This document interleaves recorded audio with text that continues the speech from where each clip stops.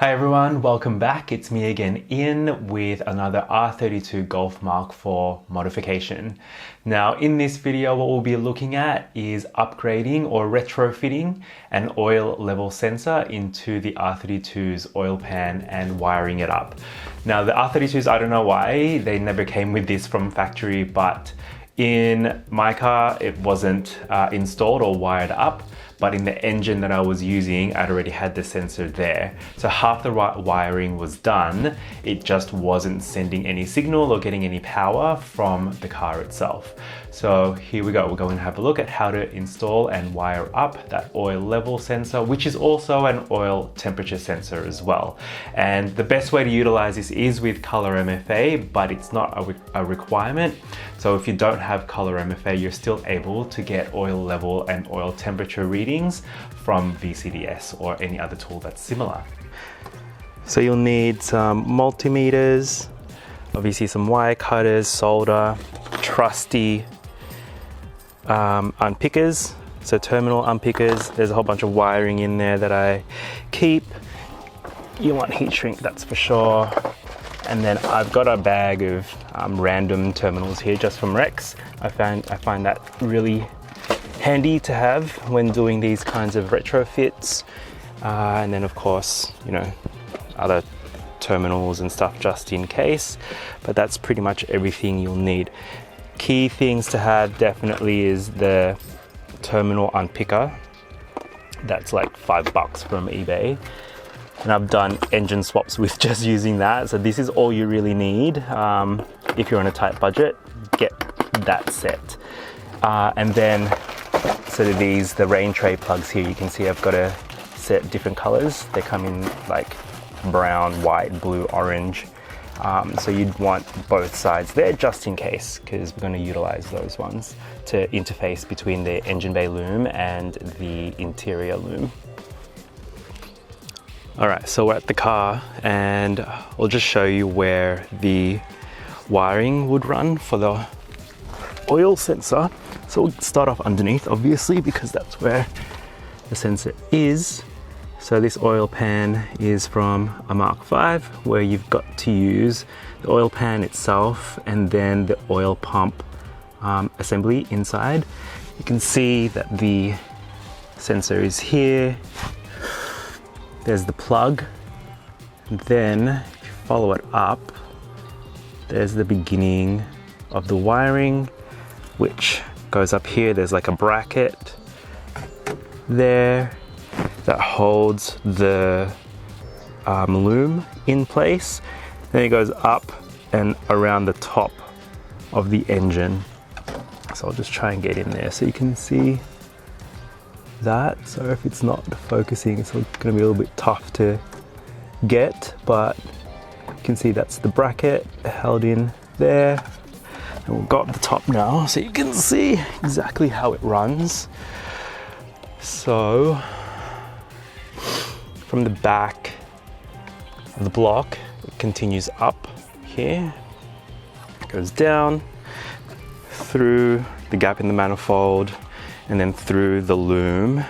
Then it joins to the 14-pin plug over there in the wheel arch, which then shoots back up and into the scuttle panel to then join into the plugs here, the rain tray plugs, to then join up into the fuse box and into the instrument cluster. The other third wire is simply a ground, which is grounded off at the main ground point just near that T14 plug. All right, so let's get started. First things first, remove the battery. So just to give the best amount of space to work with, remove the battery. You want to remove the battery tray, remove the intake and also the trim that's covering the wiring loom going into the rain tray. Cool, so now everything's off. We've got a clear view of the work area. Basically, what's going to happen is, see that plug, this is where the work's going to be.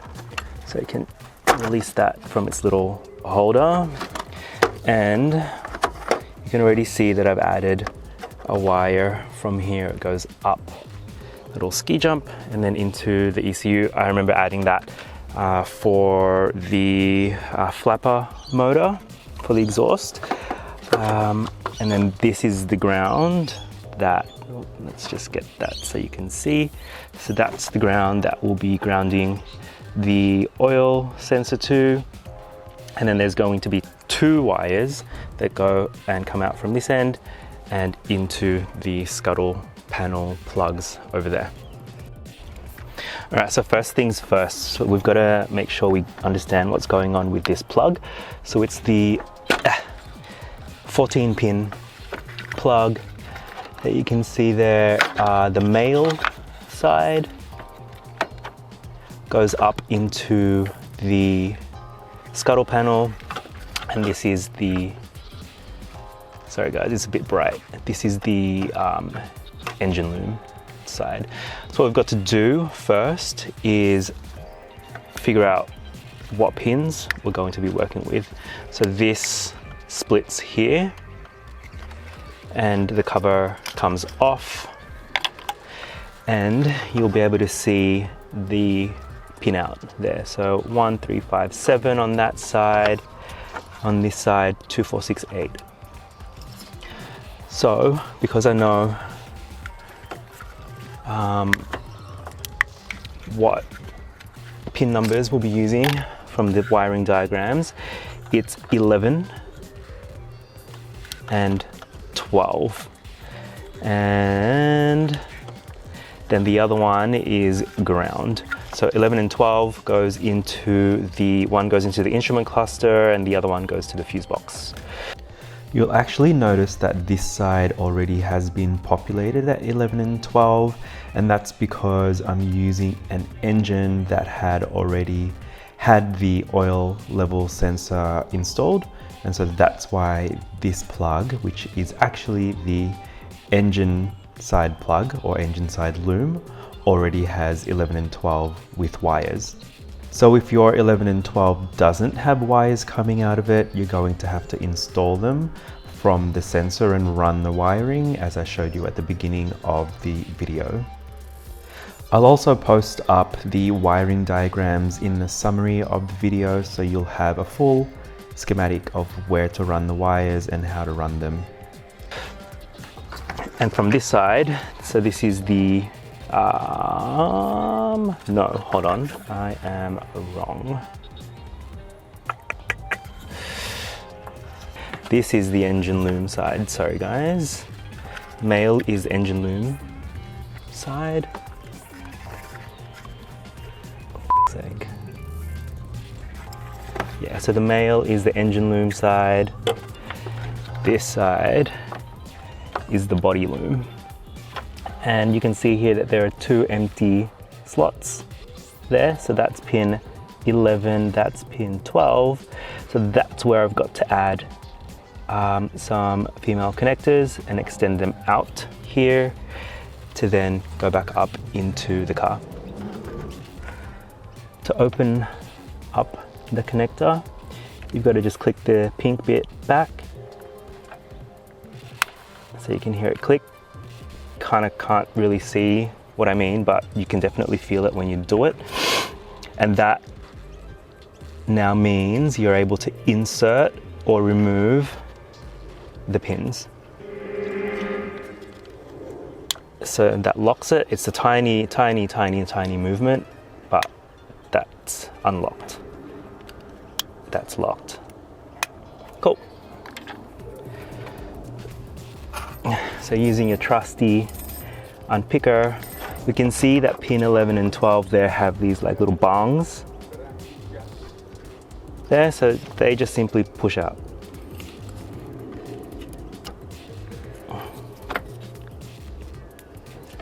There's one.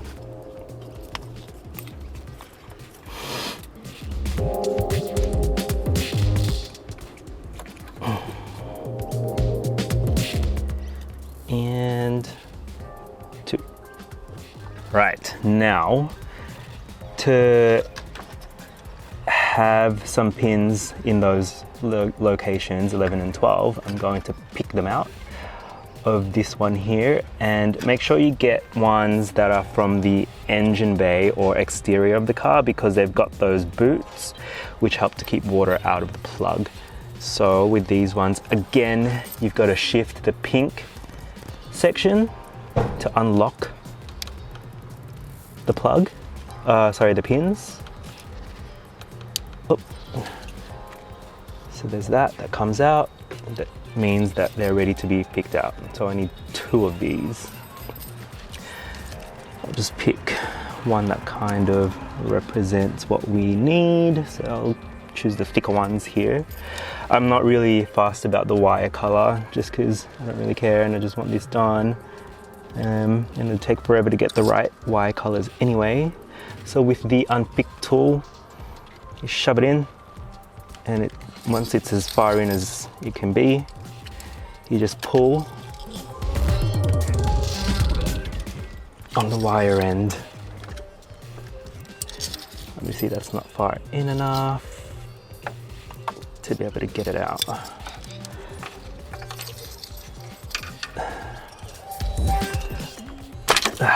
Sometimes they're a bit tough, but basically that's what you end up with, and that's ready to go into the 14-pin plug. I'll just grab another one.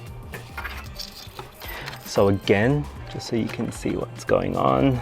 Sorry, I'm just trying to work with the light here. It's really bright afternoon light. So with your tool, just goes in. Make sure it's on either side of the pin. Push that in as far as it can. There's not really any click or anything like that. You just push it in as far as possible. Then on the other side, sorry, hands in the way, you just gotta pull.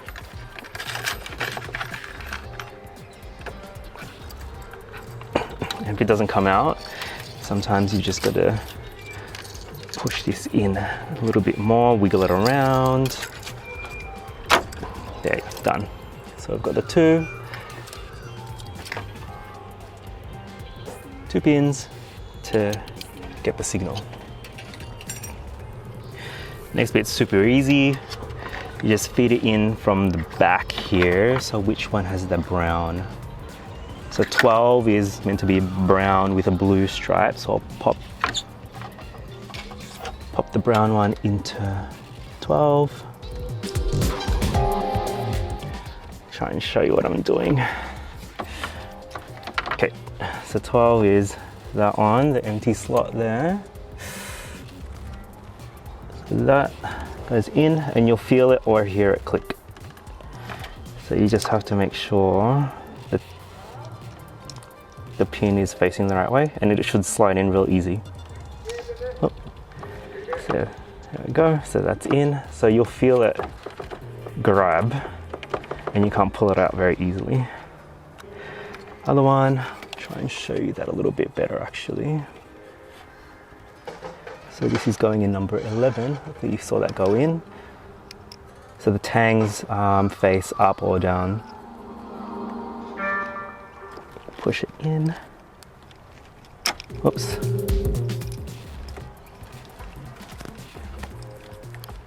Okay, so that's still coming out. So if you find that it still comes out, what I like to do is just expand the little tangs on the top and bottom of the plug. So hold on, I'm holding this the wrong way. This is going to be a bit awkward, but anyway. So you can see here, that can just be pushed up so that when you insert it, it locks into place. Sometimes they're tricky. There you go. Right, so 12, take 2. So pop that in. And this will probably click, so I'll just be quiet. No, it's not going in.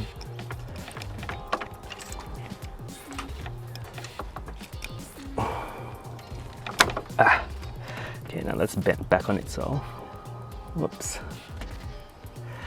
So you can see it's kind of like gone a bit dodgy because I forced it in and then forced it out. It's fine, they easily bend back anyway.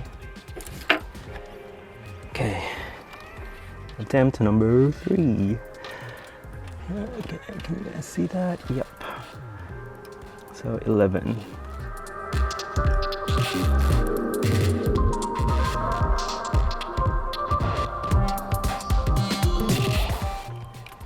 That's better. Felt that one click.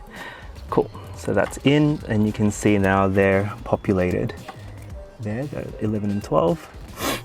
So now that they're in, we just click this back so it's locked. Done. And that's now ready to be wired up.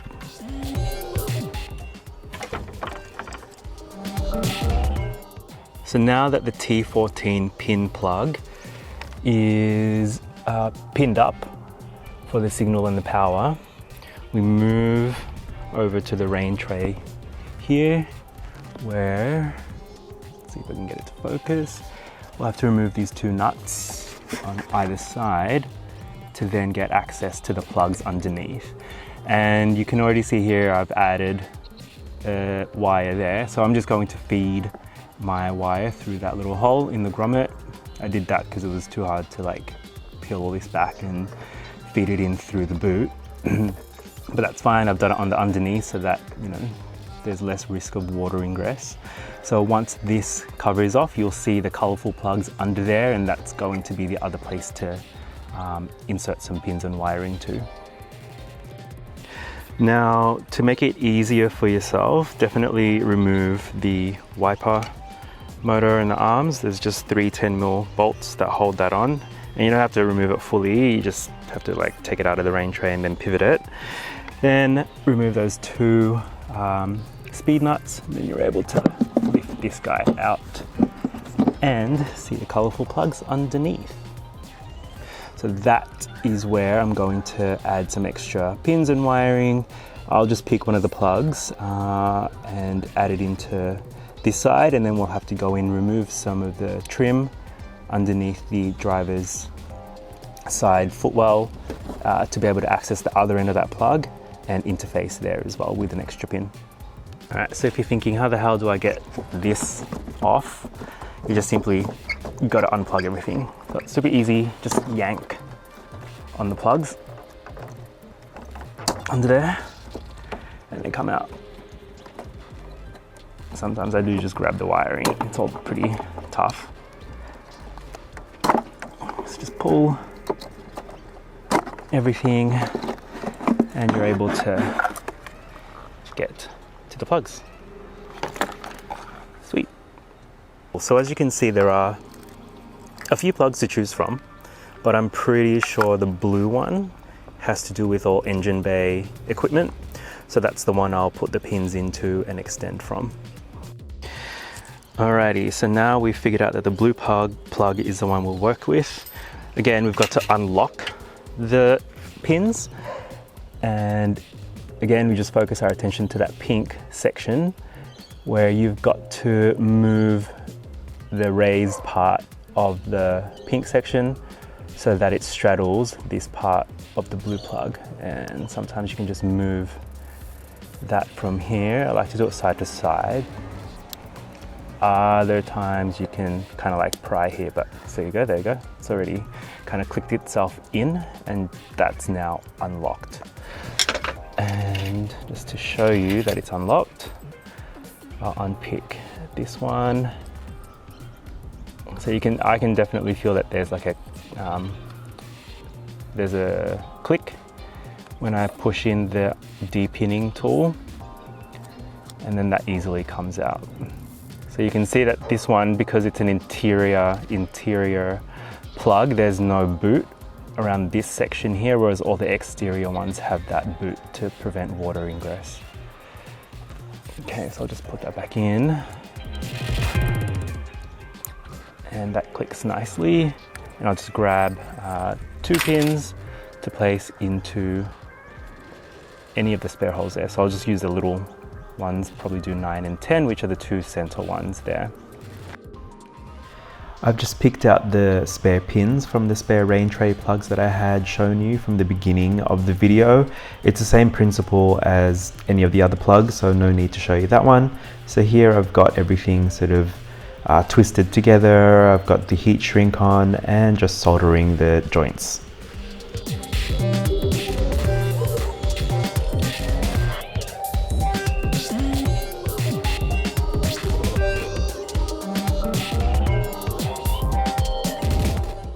Now that everything's soldered up, it's just time to place the pins into the plug. Now, I've made this red one 11 at the T14 plug, so I'll make it odd, odd, even, even. So red goes into 9, which is this location here. Oops. Which way do they go? That way.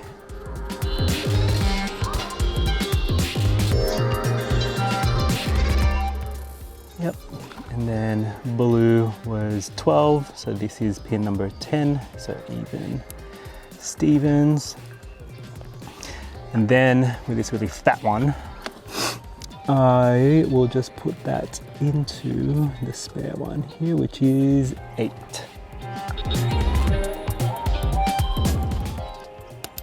There we go. Cool, so now it's just time to lock it, which is nice and easy. So that's locked, none of that will go out. And they're all populated now. You can see the silver ones, which is good. Now it's time to work on the one that's under here. Okay, now I'm gonna have to just move everything a bit for you guys to see what's going on in there. So this is the plug that we've got to work with. We've got to get it out of the little holder here, and you'll see that there are little locking, you can see it better on the orange one. There's like a locking tang that you've got to move across. Then you're able to push the plug down, and I think you should be able to bring it up as well. So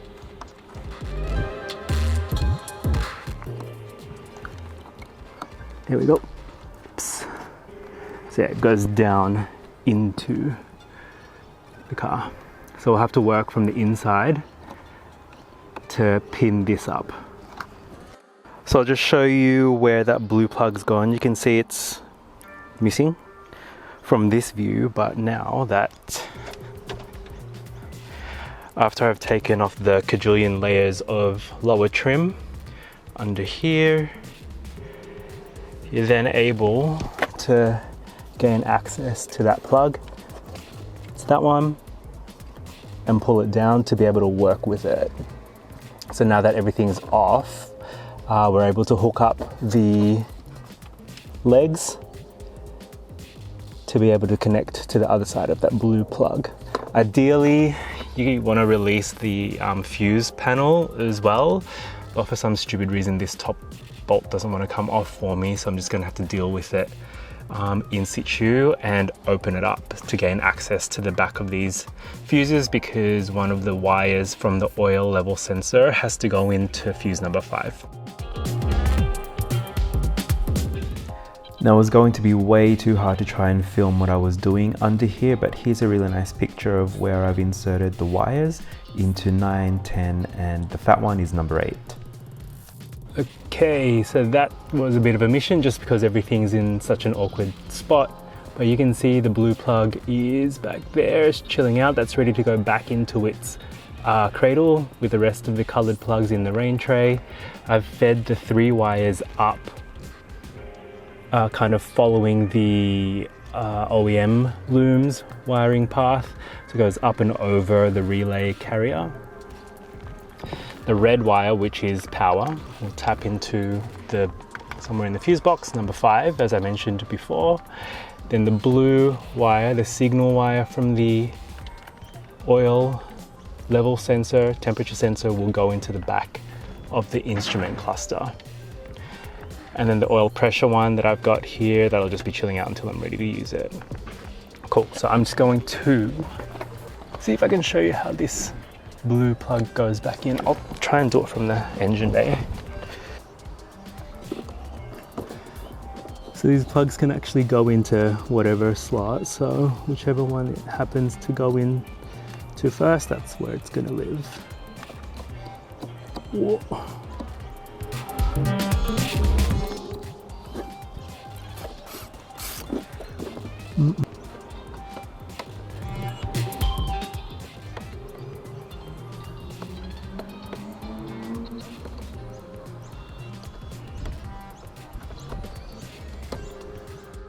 Okay, look, so in the end I did have to move the blue plug back into where it should go, where it originally was, which is the middle slot on the very left hand side. So now everything plugs in perfectly. So just hardwiring in that power wire. So it's this 7.5 amp fuse that you've got to tap into, or that line behind it, which is a black with blue wire. And all I've done, just to double make sure it's the right one, is put one prong of the multimeter on this side of the fuses. And I've already sort of like, oh, can you see it? Yep, opened up that wire, and I had the other end of the multimeter there and it buzzed. So that tells me that's the right one. It's blue and black, as you can see, hopefully. So I'll just splice into that one and I'll show you what I've done when it's finished. So nice and easy. Once I had the red one stripped back, I just wrapped it around and added some solder and covered it up with electrical tape. So one final connection to make, and that is at the green plug here at the instrument cluster. So once you've removed the instrument cluster, you're going to want to turn your attention to the green plug and snip the little piece of zip tie here at the end, because we need to be able to pull this out. Again, we need to remove the locking mechanism from the plug, which is this pink thing, and it slides down. Yeah, there we go. Nope, didn't lose that. Then you're able to open it up and have a good look. So the pin that we want to pin into is number 18 at this plug. Luckily, number 18 is super easy to identify, because the way that the plug kind of sits when you remove the green housing is that number 17 here, which is a black wire, is right on the end, and so 18 is just the one next to it.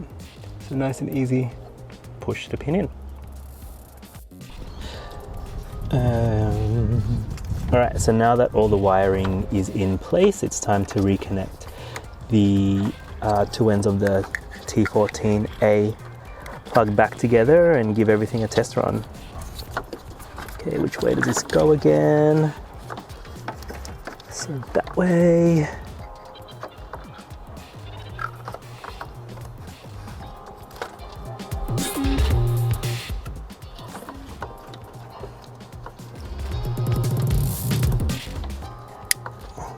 There we go. Cool, so the battery's back in. I haven't really plugged anything else in, but just give this a test run.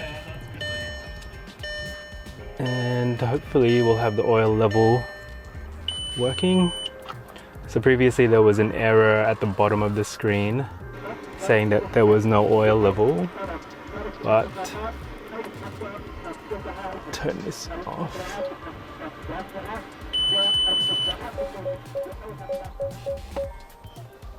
And go to measure, go to oil level, and got that reading now, which is really good. So that means it's all working.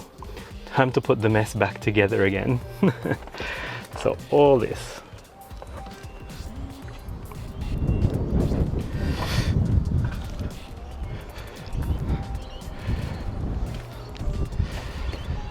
Put it all back and make it all neat. Fun times.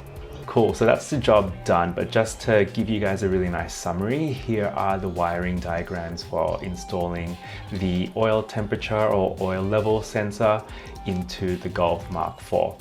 So the wiring diagrams here are for Bora, but I'll show you all of the connections so that you completely understand how this is wired up, especially if you've never had an oil level, oil temperature sensor wired up in the car before. This is going to be the most useful part as well.